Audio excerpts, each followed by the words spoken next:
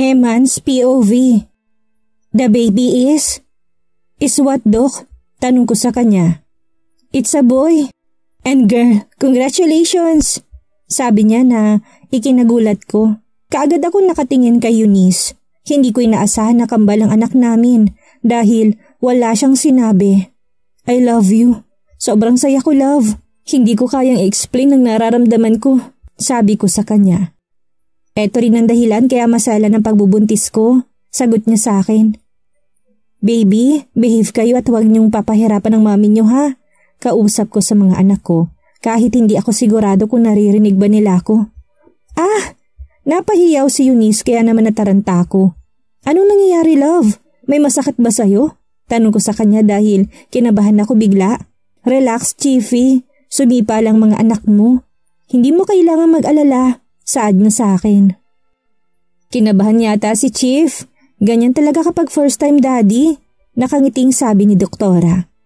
Opo, unang anak ko po talaga kaya kabado pa po ako. Sagot ko naman sa kanya. Huwag kang kabahan dahil hindi naman ikaw ang iire kung hindi si Eunice. Pabirong sabi ni Doktora. Hindi ko po rin maiiwasan yan, Dok. Tama ka dahil mas natatakot pang mga lalaki tuwing nanganganak ang mga asawa nila. Sagot niya sa akin. Dok, I have a question. Ano yun? Tanong niya sa akin. Pwede pa rin ba naming gawin yung... Nahihiyan tanong ko sa kanya. Chiefy! Saway sa akin ni Eunice. Nagtanong lang ako, love. Para alam ko kung pwede ba o hindi. Sagot ko naman sa kanya. Nakakahiya ka? Naiinis na saad niya sa akin. It's okay, Eunice. Normal lang na nagtatanong ang mga lalaki sa ganyan. Meron nga akong isang pasyente na siya na mismo nagtanong sa akin. Pero ang sagot sa tanong mo, Chief, ay oo basta make sure na hindi maiipit ang baby nyo. At huwag mong papagurin si Eunice. Alam mo naman na masala ng pagbubuntis niya. Saad sa akin ni Doktora. Thank you, Doc. Nakangiting sabi ko sa kanya. Nagtagal pa kami ng konti hanggang sa nagpasya na kaming umuwi. Kumain muna kami sa isang restaurant.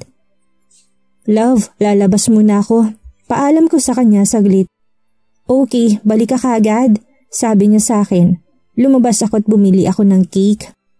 Kahit na ganito ay gusto ko pa rin na maging special kahit na papaano. Napangiti rin ako dahil magkatabi lang ang bake shop sa flower shop. Pagbalik ko ay nakangiti na siya sa akin kaya napangiti na lang din ako. Pagkatapos namin kumain ay hindi muna kami umuwi dahil balak niya mamili ng mga ipapamigay niya sa kapitbahay namin. Dumaan muna kami sa grocery store. Pag uwi namin ay pinamigay niya ito kagad sa mga kapitbahay. Nang matapos namin ipamigay ang mga pinamili namin ay humiga kami sa may ilalim ng mangga dahil mainit sa loob ng bahay. Chiefy, balak mo pa rin bang bumalik sa trabaho? Biglang tanong niya sa akin. Hindi ko alam kung ano bang isasagot ko sa kanya dahil kahit ako ay hindi ko alam kung babalik pa ba ako o hindi na. Eunice POV. Grabe yung sayang naramdaman ko dahil nalaman ko ng gender ng mga babies ko.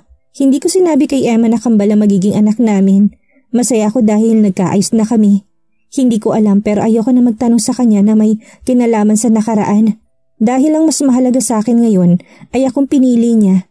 Dahil nandito na siya sa tabi ko at kasama namin ng mga magiging anak namin.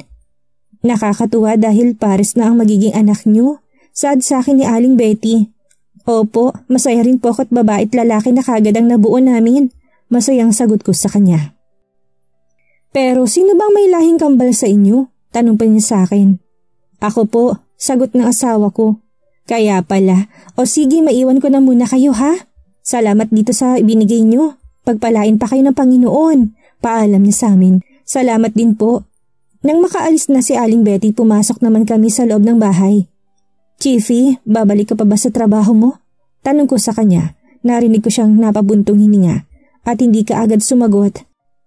Saksi ako kung gaano siya kasipag at katapat sa trabaho niya. Hindi ko pa alam, love. Mas mahalaga kayo ng mga anak natin.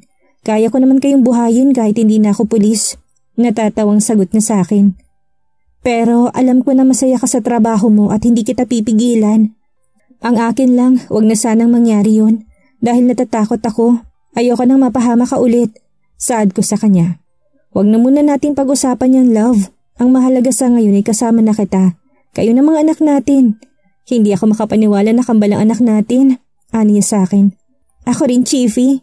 Pero sabi mo may kambal sa pamilya niyo? Tanong ko sa kanya. Yeah, ako may kakambal ako pero namatay na siya. Ako ang unang lumabas pero hindi siya kagad nakalabas kaya ayun, hindi siya nakasurvive. Malungkot na kwento niya sa akin. Sorry, Chiefy. Siguro kung buhay siya, pareho kayong gwapo. Actually, babae siya. Wow, pareho sa mga anak natin. Pero naniniwala ko na magiging maayos ang lahat. Kakayanin ko kahit gaano pa kahirap. Sabi ko sa kanya't niyakap ko siya. Alam ko at nandito lang ako sa tabi mo. Hindi kita iiwan. Sabi niya sa akin. Alam ko naman yung Chiefy. Inaantok na ako. Saad ko sa kanya dahil nakakaramdam ako ng antok. Okay love, matulog ka na muna. Ako nang bahala sa tindahan. Ani niya sa akin. Thank you Chiefy. Sabi ko't naglakad na ako papasok sa loob ng silid ko. Kagad akong humiga dahil sobrang bigat na talaga ng talukap ng mga mata ko. Nagising ako dahil nararamdaman ko na tumabi sa akin si Eman. Yumakap ako sa kanya't muling natulog. Sa sobrang sarap ng tulog ko hindi ko namalayan na nagtuloy-tuloy na pala ito hanggang umaga. Nang magising ako ay nagulat ako dahil 7:00 na ng umaga. Kaagad akong bumangon at napangiti ako dahil nagluluto na ng almusal ang asawa ko. Mabilis akong naglakad papunta sa kanya't niyakap ko siya mula sa likuran. Good morning, Chiefy. Malambing na saad ko sa kanya. Good morning, love. How is your sleep? Malambing na tanong niya sa akin. Masarap ang tulog ko. Hindi mo malang ako ginising, sabi ko sa kanya. Ayaw katang gambalain. Gusto ko na makakapagpahinga kayo ng mga babies natin. Umupo ka na doon at matatapos na ako, sabi niya sa akin. Ayaw ko. Gusto ko sabay tayo umupo doon. Chiefy, nakakatamad kumilos. Gusto ko magpalambing. Hindi ko alam pero gustong-gusto kong inaamoy ang damit niya. Minsan naman ang leg niyang gusto kong inaamoy. Okay, love. Sabi niya sa akin na tumarap na siya sa akin. Hinalikan niya ako sa labi kaya gumanti naman ako. Hindi naman nagtagal ang kiss namin dahil nag-almusal na kaming dalawa.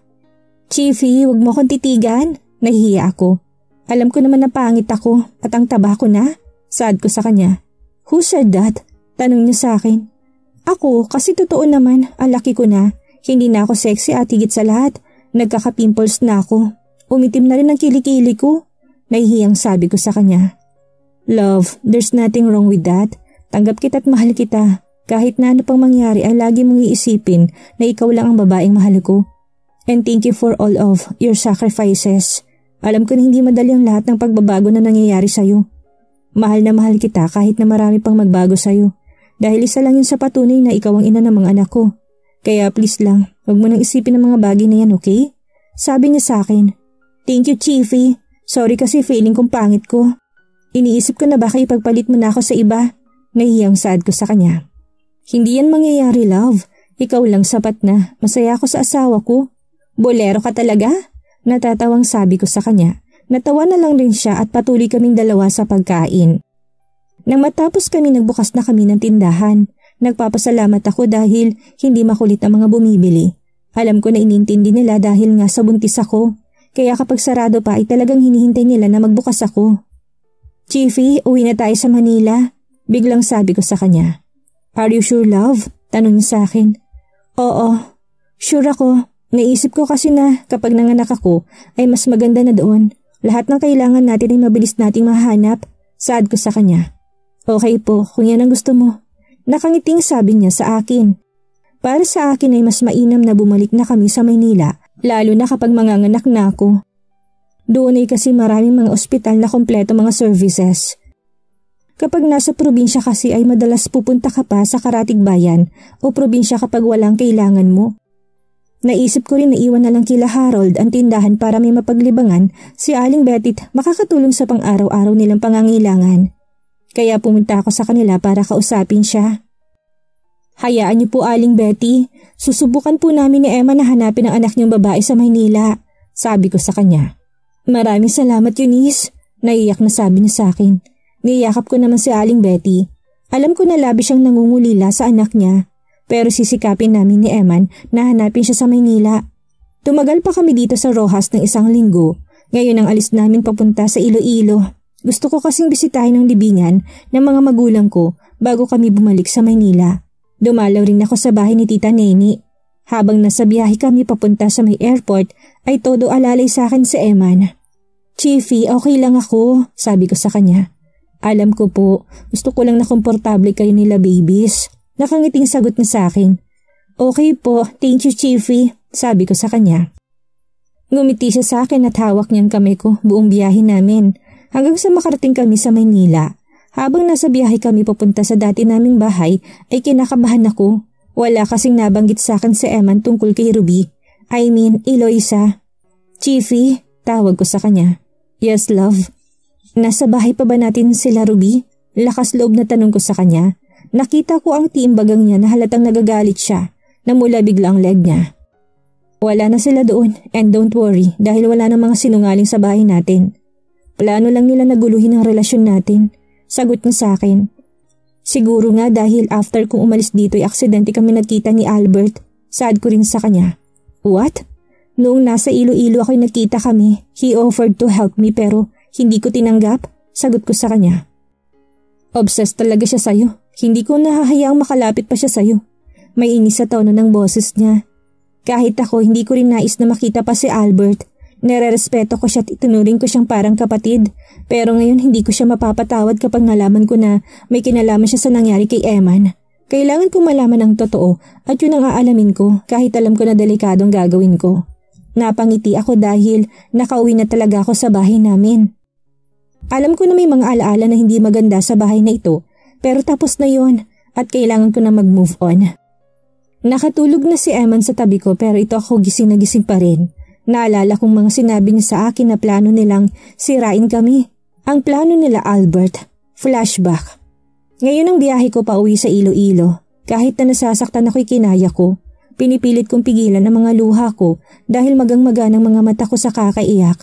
Naisip ko na baka ito ang mas makakabuti sa amin ni Eman. Siya na mismo nagpaalis sa akin kaya wala na ako magagawa pa.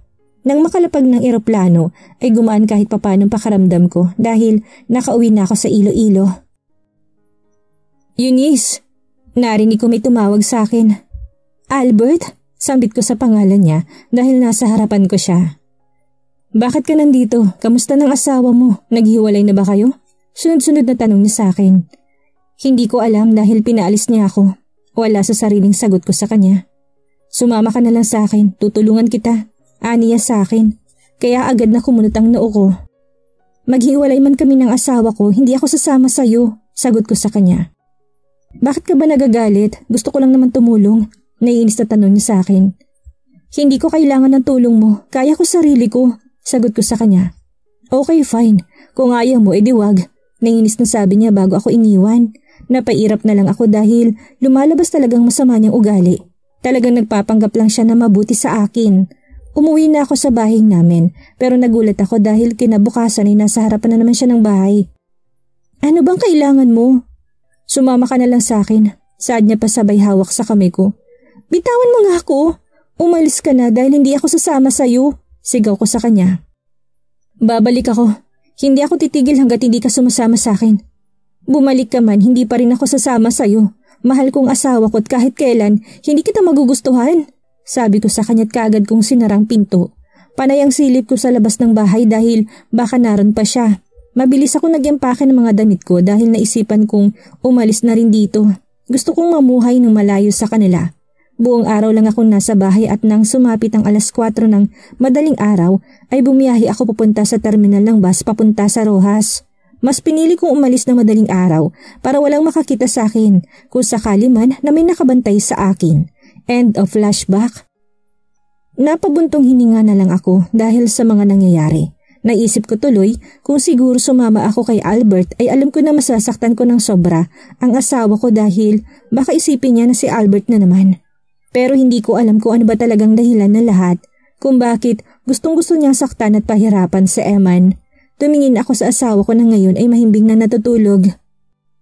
Iniisip ko kung kailan ba dapat kami sumaya dahil palagi na lang ganito. Nakaka-stress kapag may mga tao na hindi masaya para sa amin at gusto pa kami sirain. Kaysa mag-isip ng hindi magaganda ay pinili kong yakapin ang asawa ko para matulog na. Pag-iising ko lalo akong sumiksik sa dibdib ng asawa ko. Kaya naramdaman ko na niyakap ako't hinalikan sa noo. Inamoy-amoy ko siya dahil sobrang bango niya. Good morning, love. Malambing na bulong niya sa tenga ko. Good morning, Chiefy. Saad ko rin sa kanya. May gusto ka ba sa breakfast? Tanong niya sa akin. Ikaw ang gusto ko. Pabirong sagot ko sa kanya. Me too, ikaw rin ang gusto ko. Nangaakit na bulong niya sa akin kaya kaagad na uminit ang pakaramdam ko. Tumingala ako para silipin ang gwapo niyang mukha pero kaagad niya akong sinalubong ng isang halik na kaagad ko naman tinugon. Namiss kita, love. Bulong niya sa tenga ko. Namiss din kita, Chiefy ko. Malambing na sagot ko sa kanya. Babies, sorry ha, pero mag-exercise muna kami ni mami niyo. Pahiram muna sa kanya. Pabulong na paalam niya sa tiyan ko. Natawa ako sa narinig ko pero nakakatuwa dahil iniisip niyang mga anak niya. Yes, Daddy, make our mommy happy. Mabiro na sabi ko sa kanya. Ngumiti naman ang asawa ko at pumesto na sa paanan ko. Namiss kong ganitong pakaramdam, ang pakaramdam na nagkakasundong katawan namin. Masasabi ko na dito kami mas nagkakasundo. Tanda na mahal namin ang isa't isa. Ilang ulos pang ginawa niya at sabay na naming narating ang paraiso. I love you, love. Malambing na bulong niya. I love you too, Chiefy. Mabilis siyang bumangon para pumasok sa loob ng banyo. Ilang sandali pa'y lumabas na siya at binuhat niya ako papasok sa loob ng banyo. Binaba niya ako sa bathtub na may maligamgam na tubig. Nakaka-relax sa katawan pero hindi rin ako nagbabad ng matagal. Sabay kaming naligo. Natatawa ako dahil kinukulit ko talaga siya sa size niya at sa wakas ay sinabi na niya sa akin. Natawa ako dahil talaga pala nagbibiro lang siya sa sukat na sinabi niya sa akin noon. Love, baka kabagin ka na sa kakatawa mo. Sabi niya sa akin dahil talagang tuwang-tuwa ako. Sorry, Chiefy. I love you po. Malambing na sabi ko sa kanya. Love, huwag mo nang titigan dahil baka mamaya hindi yan makapagpigil at matuklaw ka. Aniya sa akin. Umiwas na ako ng tingin sa kaibigan niyang buhay na buhay at handa na namang bakbakan. Inalalayan na niya akong tumayo. Paglabas namin sa banyo, tinuyo niya ng buhok ko at siya na rin na nagbihis sa akin. Chiefy, tawag ko sa kanya. Yes, love. Gusto ko ng watermelon shake. Pero gusto ko yung may bagoong at alamang, sabi ko sa kanya. Pero kitang-kita ko kung paano siya nagulat sa sinabi ko. Watermelon shake na may alamang? Tanong niya pa sa akin. Opo, Chiefy. Nakangiti pa na sabi ko sa kanya. Love, baka bigla sumakit ang tiyan mo, sabi niya sa akin. Pero gusto ko yun eh. Maktol ko pa sa kanya. Napahawak ito sa batok niya. Ako naman ay nakatingin lang sa kanya. Parang naiiyak na ako dahil ayaw niya. Pero natatakam talaga ako sa shake at alamang. Okay, fine. Sabi niya kaya kagad akong lumapit sa kanya at pinupuko siya ng halik sa buong mukha. Pagbaba namin ay sakto rin ang pagdating ng katulong na may dalang pakwan at alamang. Gusto kong matawa sa mukha ng asawa ko habang nagbe-blend siya ng shake ko. Alam ko na weird ang tingin niya. Nang matapos na siya, hinilagay na niya ito sa baso. Pero nang ibibigay niya sa akin ay bigla ko nawala ng gana. Love, ikaw na lang uminom niyan. Hindi na pala namin gusto ng kambal, sabi ko sa kanya. What? Sabi ko, sa'yo na yan. Sagot ko sa kanya. Love. Seryoso ko siyang tinitigan. Kitang-kita ko kung paano siya napalunok at umasim ang mukha niya habang nakatingin sa shake na ginawa niya.